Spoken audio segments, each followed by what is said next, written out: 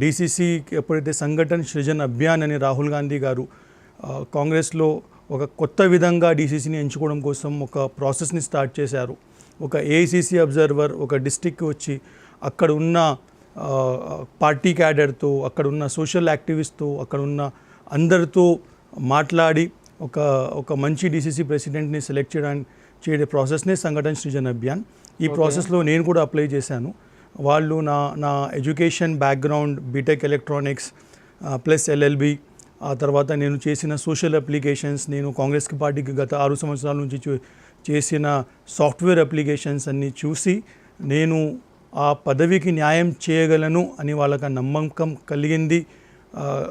అందుకోసమే వాళ్ళు నాకు ఈ రెస్పాన్సిబిలిటీ ఇచ్చారు. కానీ హైదరాబాదు డీసీసీ అధ్యక్ష పదవికి మీతో పాటు ఎంతోమంది అప్లికేషన్ పెట్టుకోవడం జరిగింది.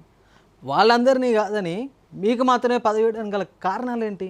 మనకు జరిగిన 10 రోజుల ట్రైనింగ్ కార్యక్రమం ఏదైతే వికారాబాద్లో జరిగిందో వాళ్ళు దీనికి సమాధానం చెప్పారు. వాళ్ళు ఏ విధంగా ట్రాన్స్పరెంట్ ప్రాసెస్, అంటే ఒక చీఫ్ మినిస్టర్ రేవంత్ రెడ్డి గారైనా కానివ్వండి, మన పీసీసీ మహేష్ కుమార్ గౌడ్ గారైనా కానివ్వండి, మన ఇన్ఛార్జ్ మీనాక్షి నటరాజన్ గారు ఎవ్వరూ ఒక మనిషిని కూడా రికమెండ్ చేయలేదు అని చెప్పేశారంటే.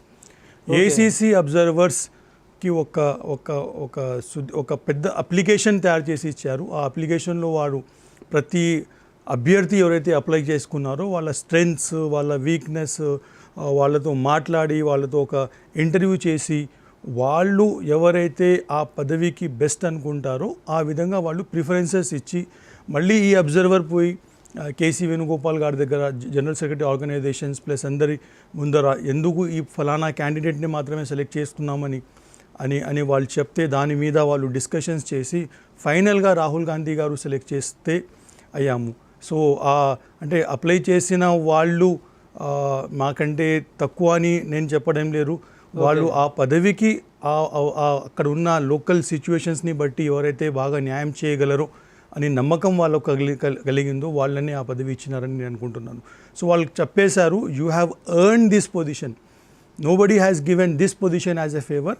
మీరు డీసీసీ పదవికి అధ్యక్షులు అయినారంటే మీలో ఉన్న స్కిల్స్, మీలో ఉన్న ఆ టాలెంట్ని బట్టే మిమ్మల్ని ఆ రెస్పాన్సిబిలిటీ ఇచ్చినారు.